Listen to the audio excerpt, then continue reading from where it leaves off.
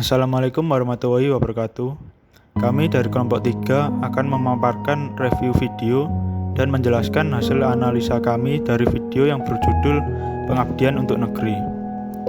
Nah, kelompok 3 sendiri terdiri dari Sabita Irene Putri, Muhammad Bahrudin Darmanusa, dan Teta Dirgantara Jusi Kusuma. Dalam video Pengabdian untuk Negeri menceritakan kisah inspiratif Ibu Sri Handayani yang merupakan seorang guru SD di Dusun Wates, Kecamatan Pulau Kulon, Kabupaten Grobogan. Beliau telah mengajar di SD tersebut selama 16 tahun sejak November 2006. Peran Ibu Sri Handayani sebagai seorang guru di pelosok desa sangat penting dalam membantu meningkatkan kualitas pendidikan dan memajukan dusun tersebut. Meskipun terdapat banyak tantangan yang dihadapi, Ibu Sri Handayani bekerja dengan tulus dan tanpa pamrih, serta memiliki prinsip apa yang kita tanam adalah untuk ibadah, sehingga kita tidak akan mengharapkan apapun selain pemberian Allah. Apa yang kita tanam saat ini, selama kita menanam kebaikan, pasti akan menumbuh kebaikan itu. Apa yang kita tanam adalah untuk ibadah, sehingga kita tidak akan mengharapkan apapun selain pemberian Allah. Nilai berakhlak yang dimiliki oleh Ibu Sri Handayani yang pertama adalah berorientasi pelayanan. Ibu Sri Handayani berkomitmen memberikan pelayanan yang prima demi para muridnya. Beliau juga memiliki prinsip emas dimanapun emas, walaupun di tempat beliau mengajar fasilitas sarana prasarana kurang. Tetapi selama bapak ibu gurunya mengajar dengan tulus dan ikhlas, maka anak tersebut pasti bisa mengikuti pendidikan yang ada. Menurut saya Thomas, dimanapun, prinsip saya itu emas dimanapun emas. Walaupun di SD ini fasilitas sarana prasarana itu kurang, tapi selama bapak ibu gurunya itu mengajar dengan tulus, ikhlas, betul-betul, anak itu pasti bisa mengikuti pendidikan yang ada. Nilai yang kedua adalah akuntabel. Ibu Sri Handayani sangat bertanggung jawab atas kepercayaan yang telah diberikan. Ibu Sri Handayani juga bertanggung jawab atas fasilitas yang beliau gunakan. Beliau memperhatikan barang dan fasilitas di kelas dan memperbaikinya jika ada yang rusak.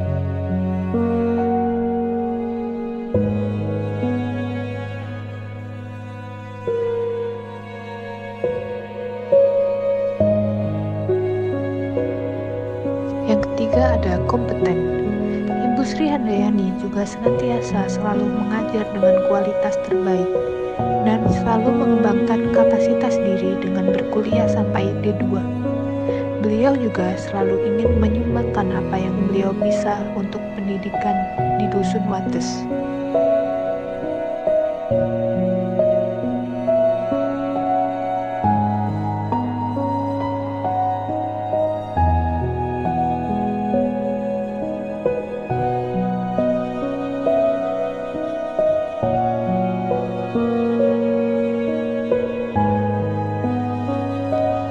Nilai berakhlak yang dimiliki oleh Ibu Sri Handayani selanjutnya adalah harmonis. Ibu Sri Handayani sangat peduli dengan murid-muridnya. Beliau juga tidak membeda-bedakan latar belakang para muridnya. Salah satu contohnya adalah saat beliau memaklumi muridnya yang membawa adik ke sekolah. Selain itu, beliau juga sangat akur dengan masyarakat. Masyarakat pun juga mendukung penuh Ibu Sri Handayani sebagai guru di Dusun Wates.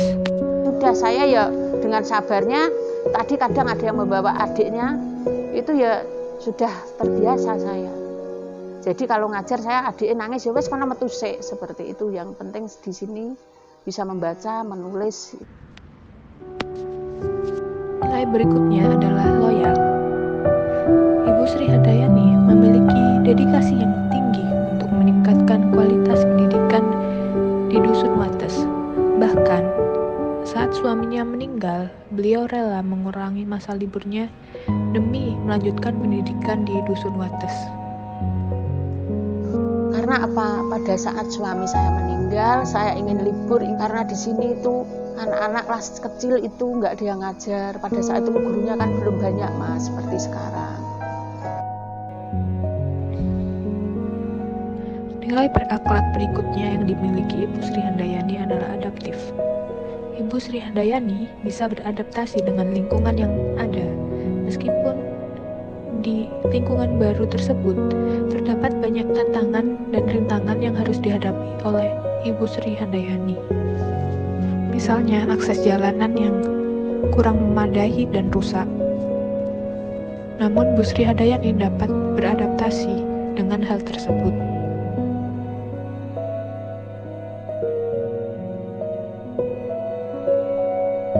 Nilai yang terakhir adalah kolaboratif.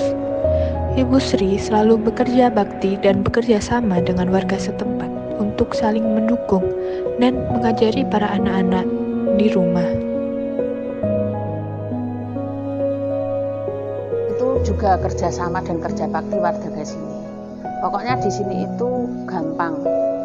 Asalkan kita betul-betul mengajak bersama, masyarakat sini sangat mendukung.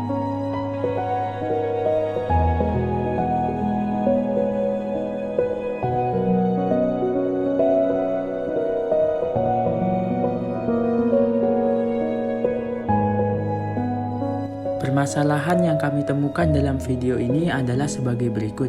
Yang pertama, kurangnya sumber daya manusia pengajar. Sedikitnya tenaga guru mengakibatkan fokus terpecah dan pembelajaran menjadi tidak efektif. Yang kedua yaitu fasilitas yang tidak memadai. Seperti yang kita lihat sendiri pada video berikut, kondisi sekolah yang digunakan oleh para siswa sangat tidak layak. Yang ketiga, akses jalan yang sangat sulit. Hal ini menyebabkan waktu tempuh dari rumah menuju sekolah menjadi lebih lama. Dan yang terakhir, penghasilan guru yang sangat rendah. Hal ini berdampak pada kurangnya motivasi tenaga pengajar untuk mengajar di tempat-tempat terpencil seperti yang ditunjukkan oleh Bu Sri Handayani. Yang selanjutnya adalah solusi yang dapat digunakan untuk mengatasi masalah tersebut. Yang pertama, menambah tenaga guru. Yang kedua, perbaikan sarana dan prasarana yang ada di sekolah untuk menunjang pendidikan siswa-siswa di sana. Yang ketiga, perbaikan infrastruktur jalan. Dan yang terakhir, menaikkan UMR guru di tempat terpencil untuk meningkatkan motivasi para tenaga guru yang akan mengajar. Memang seharusnya pemerintah lebih aware kepada tempat-tempat terpencil agar terciptanya keadilan dan pemerataan pendidikan di seluruh wilayah Indonesia. Sekian pemaparan dari kelompok kami. Terima kasih. Wassalamualaikum warahmatullahi wabarakatuh.